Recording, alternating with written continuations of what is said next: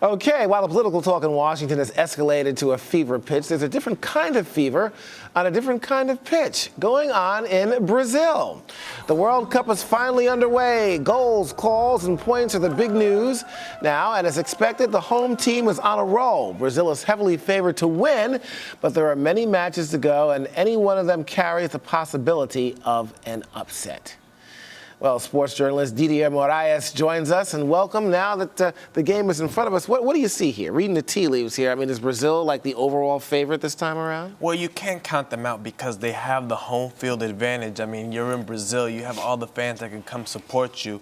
And not only that, but they have one of the best coaches in Luis Felipe Scolari. He's already taken Brazil to the promised land once back in 2002. He resurrected Portugal from the ashes, so he has the coaching pedigree, and they have arguably one of the best young stars in Neymar, who already in the opening game, he made his presence felt scoring 2 goals. So you can't count them out whatsoever. Okay, you've got players and coaches, but you have one other factor in there, most important, referees. And some people are charging that the referees might be favoring Brazil. Tell me it ain't so.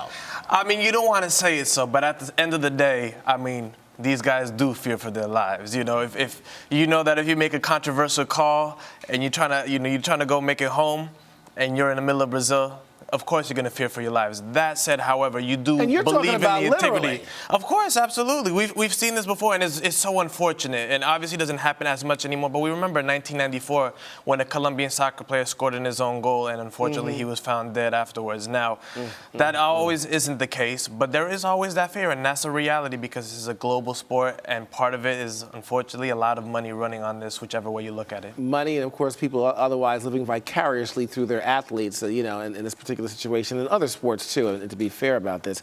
What other controversies do you see surrounding this World Cup, if any? I think obviously the protest, there was a lot of concerns heading into everything, and we saw heading into the opening game there were protests and tensions were running high where the police had to address some of those protesters. But honestly, I think at the end of the day, those have all moved to the back burner because really the World Cup comes once every 4 years. There's so much excitement around it, so many countries, new countries, teams with a lot of promise and expectations, and I think it's more excitement now more than anything. Well, let's talk about that. You know, certain African countries are faring prominently in this. We're talking about the Ivory Coast, Cote d'Ivoire. Do they have a chance? Absolutely. I mean, they upset Japan. Japan is known as one of the formidable teams, especially coming out of Asia, and they had a 1-0 lead yesterday. As soon as they put Didier Drogba in coming off the bench, that just changed the game, that changed the momentum, and Ivory Coast came in and pounded 2 goals in 3 minutes, and they ended up carrying it to a 2-1 victory. What about Argentina? Apparently, I think the last time it was held in South America, didn't they win the World Cup, or they were like pretty good contenders? Absolutely. They always do well when it's around their home territory and their area. But they have arguably the best player in Leo Messi. But Leo Messi hasn't always had his best performances in the World Cup. So that'll be certainly something worth monitoring to see if Leo will continue to maintain this momentum that he had in Barcelona. Didn't have the best season in Barcelona, so let's see if he can at least pick it up for the national team. And I got to tell you what, even though he may be one of the best players, like the LeBron James of soccer or football as it's called around the world, he's not going to figure prominently. I'll tell you why. He doesn't go by one name. Hey, you have Ronaldo, and everybody knows Ronaldo is that global brand. I've got to ask, though. It's a long shot, a dark horse. The Americans. Come on now. I got to be honest with you.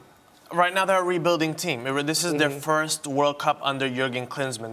They've had the regime under Bob Bradley, and they made a lot of strides. But they're in a rebuilding moment right now, and that's part of the reason why they kept Landon Donovan off the team. They're getting infiltrated with a lot of youth, but they have to put this whole program together.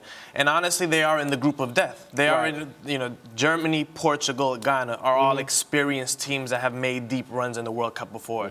So honestly, the odds don't look that strong for the U.S. just given the fact that they have inexperience on the roster, and they're arguably in the group of death. A team with loaded. Germany is especially a heavy contender to win it all. Okay, we got 30 seconds left here. I want a prediction from you, a long shot that you think could possibly win this.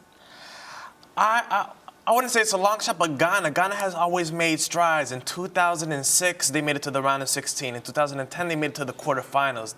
If they can get past the group of death, they can continue building on that momentum from all these last years. So we shall see. It'll be exciting. We shall. I'll be watching right along with you. Didier, thank you so much for joining us. No problem. All right.